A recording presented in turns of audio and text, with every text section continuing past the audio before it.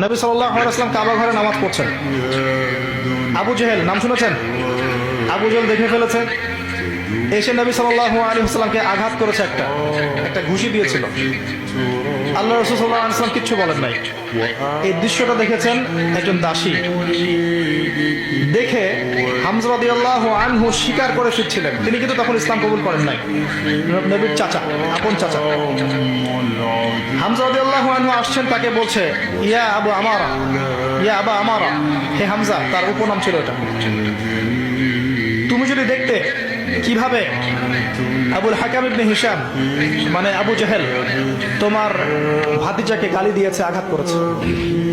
হামজা রাদিয়াল্লাহু আনহু বললেন আওয়া ফাআলা হাদা, সত্যি কি সেই কাজটা করেছে? তখন এই দাসী বলছেন ই ওয়া রব্বি, আল্লাহর কসম, সত্যি কাজটা করেছে।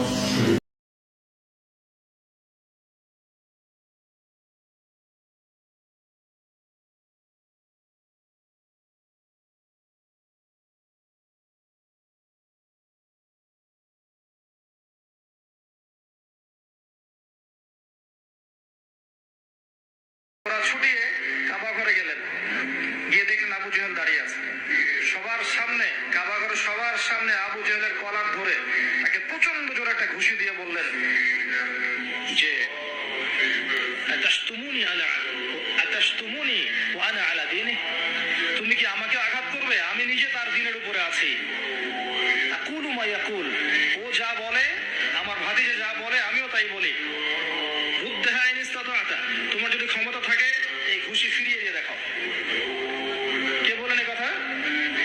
হামজা রাদিয়াল্লাহু আনহু। এবং ওখানে সাক্ষ্য দিচ্ছেন যে আনা আলা দীনি ওয়া শাহিদতু আল্লা ইলাহা ইল্লাল্লাহ ওয়া আন্না মুহাম্মাদুর রাসূলুল্লাহ। তোমার যা ইচ্ছা এখন করো। কারো বুকের কলিজা ছিল না, ওখানে হামজা রাদিয়াল্লাহু আনহুকে একটা আঘাত করে দেখায়। এবার তিনি চলে গেলেন দারুল আরকামে, যেখানে নবী সাল্লাল্লাহু আলাইহি ওয়াসাল্লাম তখন ছিলেন। সেখানে গিয়ে বলছেন ইয়া ইবনে আখি, হে আমার ভাতিজা, কুনতু আনসুরুকা লিল হামিয়া, আমি এর আগ পর্যন্ত তোমাকে আত্মীয়তার সম্পর্কের কারণে সাহায্য করেছি। আলান, আজকে থেকে আনসুরুকা লিল ইসলাম, আমি তোমাকে ইসলামের জন্য সাহায্য করব।